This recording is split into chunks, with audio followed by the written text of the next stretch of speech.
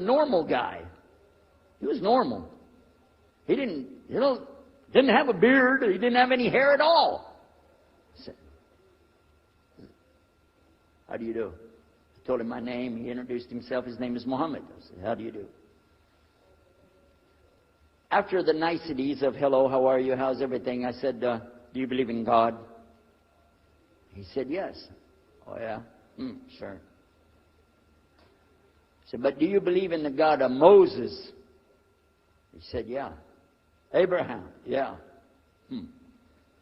What about David and Suleiman? He said, yeah. So when I meet this man, I'm impressed that he's believing these things, but I thought maybe he's just saying it. So I even asked him, what about Jesus? Because I thought maybe they're first I thought Muslims were like Hindus.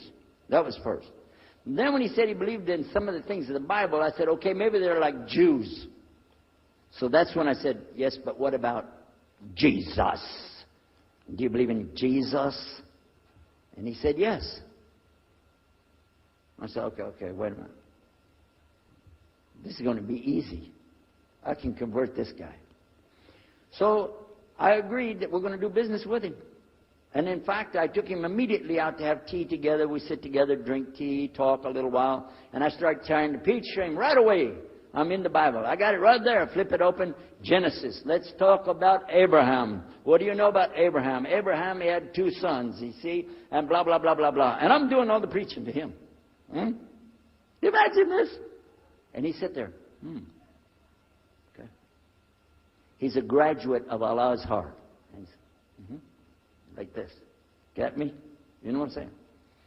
Well, it happened that during Ramadan, some of his friends that he was staying with had to move their apartment around or something, and he was going to go stay in the masjid for itikaf in Ramadan. It's normal. We didn't understand. I thought he has nowhere to go, and I told my dad, this man has nowhere to go. And my dad said, no, he's got money. I said, no, he doesn't. Dad, I'm telling you, he has no place to go. I heard him say he's going to go live in the mosque to a Christian. If you're going to live in the church, ooh, that's the worst. So I said, let me offer that he can stay at our place. And my dad said, no, you don't do that. That's not right. I said, no, I'm going to offer it to him. I went to him and I said, how would you like to come stay at our place? He said, no, I want to go and stay there. I want to stay in the mosque, and it's something good. I said, oh man, look at this poor man. Oh my God, he doesn't know, poor soul. Please come and stay in our house. And he said, no, I can't. I need to go stay over there. I said, I'm scratching his dignity. So I told him, listen, no. I want you to come and you can pay. You can pay money and stay with us. He said, how much? I said, $15 a week. Which in America is like nothing. $15 is nothing. I said, and then he kind of hesitated. I said, and we'll pay for all the food. Well, you eat $15 worth of food in one day in America. He said, okay, all right. And I told my dad later, I said, see how I did that? Because now he'll stay with us. He knows he's getting a good deal on the food, and I was making it all about money. Well, I didn't know he wanted to come and stay with us. He wanted to learn about how are Americans and how is the dawah going to be. What do we believe? Especially people who are preaching. So he came and stayed in our house. And I said, well, now that's good. I'll travel with him and go with him in places, and he'll see and he'll learn about Christianity. As we were traveling and working together, we put up tables just like this and booths and things and set things out for people to come and look at them and sell things. And I caught him one time. When somebody wanted to take something from the front, he took it from the back and gave it to him. And I looked at him. And the next time somebody started to take something, he took from the back and gave it to him. I said, hey, Muhammad, we take the stuff from the front because that's the old stuff. The new stuff in the back, just hold it back. You know what I'm saying? This is dated material. Get rid of the junk first. He said, no, I can't. In my religion, we can't sell something unless we give the people the best. I said, got me on that one. And I'm supposed to be telling him about a better deal. I said, okay, yeah, whatever. You're never going to make any money, though. But that's all right. Over a period of time, I came to learn a lot of things. Also about being humble. A lot. Because this man was obviously well-educated, very articulate, could really talk about a lot of subjects. In fact, I tried to debate with him about many things. But he was so wise and well-educated that he could see what I was doing, and he would take it easy and let me win every debate. I could win any debate with him if he wanted me to.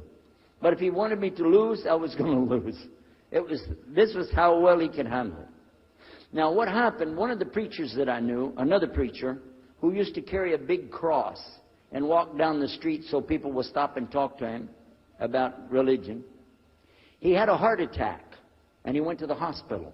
So I went to the hospital to visit him, and when I was visiting him, I met another man in the hospital who was in a wheelchair. This gentleman had a problem. He didn't want to talk to anybody. And I told him, let me witness to you. Let me share the message of Jesus with you. So I took out my Bible, and again, I started telling him about a prophet, Prophet Yunus, alayhi salam. And I'm telling them, look at Jonah. He's in the belly of the whale. He's in the sea. He's down there like this, and who knows how long. And suffering like this, you don't have as big a problem as that. And God saved him, so he could save you too. He said, didn't want to talk to me. I asked him, what's your name? He didn't want to tell me. Where are you from? He said, I'm from Venus. So what's that? Well, there is a Venus, Texas, by the way. But he said, he's from another planet.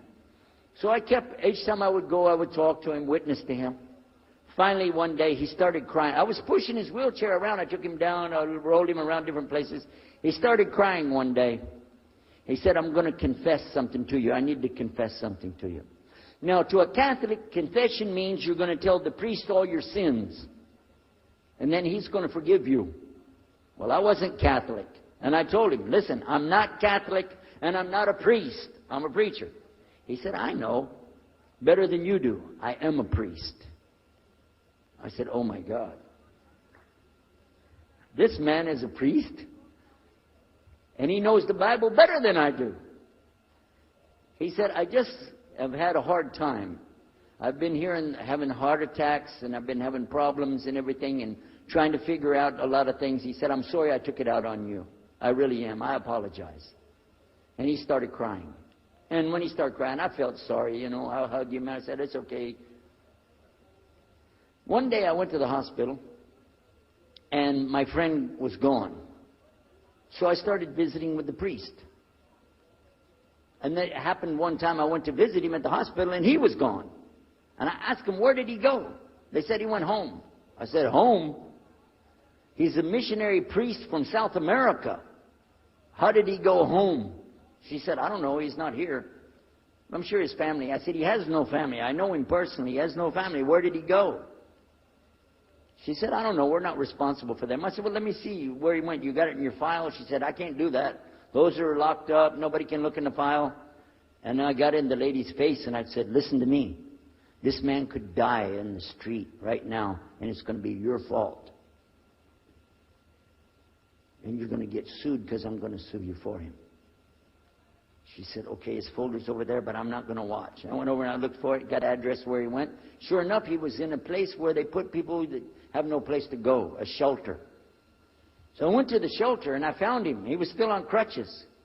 He saw me, he started crying again. He said, please get me out of here, get me out of here. I said, okay, come live at my house. Now, I told you the story so you can see something. Now look, I have 2 visitors in my house. One is a Catholic priest. The other is a Muslim.